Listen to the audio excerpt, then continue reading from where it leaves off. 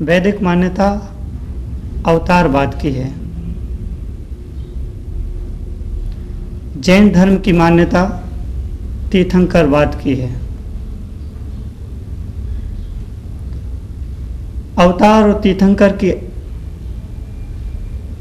दो अलग अलग धारणाएं हैं। अवतार और तीर्थंकर में अंतर है। अवतार का अर्थ होता है ऊपर से नीचे की ओर आना और तीर्थंकर का अर्थ है नीचे से ऊपर की ओर जाना। अवतार का अर्थ है कि कमल से कीचड़ की यात्रा और तीर्थंकर का अर्थ है कीचड़ से कमल की यात्रा।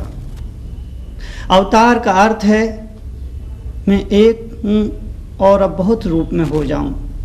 तीर्थंकर का अर्थ है मैंने बहुत रूप धर लिए, अब एक स्वरूप हो जाऊं, एक रूप हो जाऊं।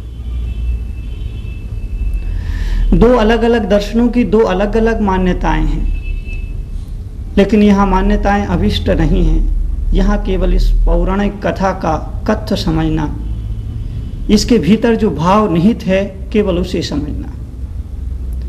तो जब हिरण्यकश्यप ने जन्म लिया और जन्म लेने के बाद इस दुनिया पर उसने अपने अत्याचार करना शुरू किए, तो वैदिक मान्यता कहती है कि विष्णु जी ने अवतार लिया और अवतार लेकर के उसका नाश किया और बाद में विष्णु जी स्वयं वापिस वैकुंठ धाम चले गए।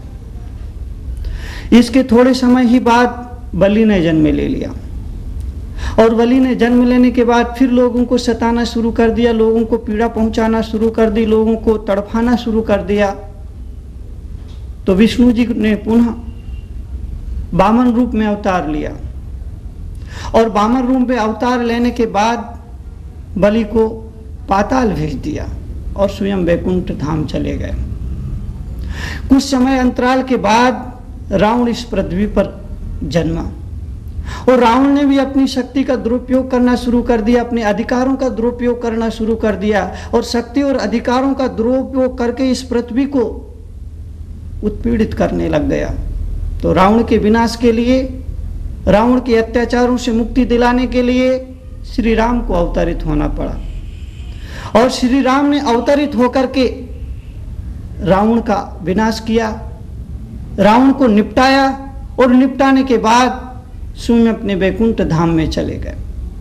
सबसे अंत में श्री कृष्ण का अवतरण हुआ और जब श्री कृष्ण का अवतरण हुआ, श्री कृष्ण ने सबसे पहले लोगों को कंस के अत्याचारों से मुक्ति दिलाई और कंस के अत्याचारों से मुक्ति दिलाने के बाद कृष्ण के जीवन काल में कौरवों और पांडवों के बीच में एक भयंकर महायुद्ध हुआ, जिसे सारी दुनिया महाभारत के नाम से जानती है। भाई भाई के बीच में युद्ध हो गया, चचेरे भाइयों के बीच में युद्ध हो गया, जमीन को लेकर के, जायदाद को लेकर के, धन संपत्ति को लेकर के, तख्त और ताज को लेकर के, सत्ता को लेकर के युद्ध हो गया। भाई भाई के बीच में युद्ध हो गया, भाई भाई के खून का प्यासा हो गया। कलयुग और सतयुग का यही प्रभाव होता है।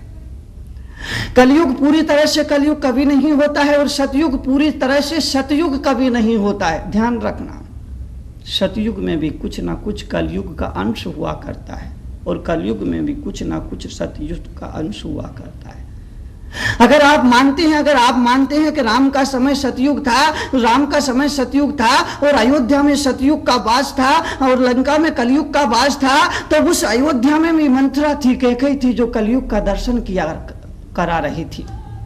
अगर अयोध्या में मान लिया जाए कि थोड़े देर के लिए पूरी तरह से सतयुग था, तो उस सतयुग में भी मंथरा के रूप में कलयुग का अस्तित्व दिखाई पड़ता है, कैकेयी के रूप में और कलयुग का अस्तित्व दिखाई पड़ता है। और मान लिया जाए कि लंका में कलयुग था, तो उस कलयुग के रूप में भी वहां पर विभीषण और त्रिजटा के रूप में वहां पर सतयुग दिखाई देता है। सतयुग का अंत, सतयुग का अस्तित्व दिखाई देता है। तो पूरी तरह से सतयुग कभी नहीं आता है। और पूरी तरह से कलयुग भी कभी नहीं आता है।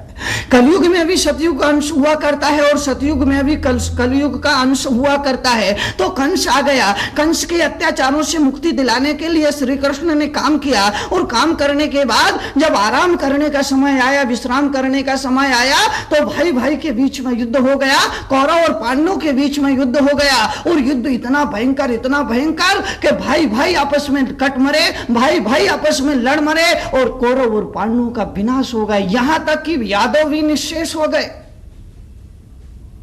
इस दुर्घटना के बाद एक दिन श्री कृष्ण जंगल में एक पीपल के पेड़ के नीचे उदास, निराश, खेद खिन्न, चिंतामग्न होकर के पैर पर पैर रख करके लेटे हुए थे।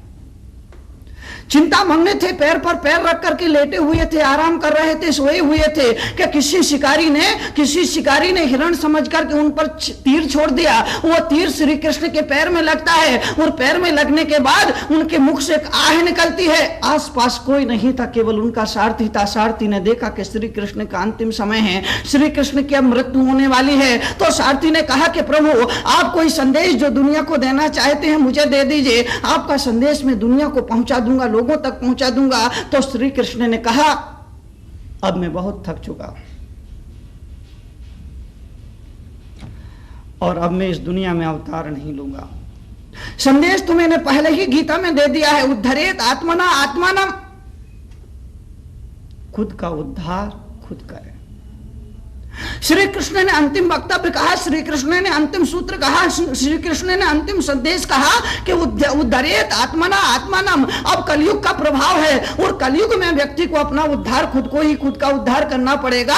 अब तुम्हारे उद्धार करने के लिए कोई महापुरुष नहीं आएगा, कोई तीर्थंकर नहीं आएगा, कोई अवतार नहीं लेगा, कोई अवतार लेकर के दुनिया के कल्याण के लिए नहीं आएगा। अब मनुष्य को अपना उद्धार करता स्वयं बनना पड़ेगा। अब कोई उसके उद्धार करने के लिए आगे नहीं आएगा, कोई उसे जगाने के लिए, उसका कल्याण करने के लिए उसके सामने प्रकट नहीं होगा। मान्यवर,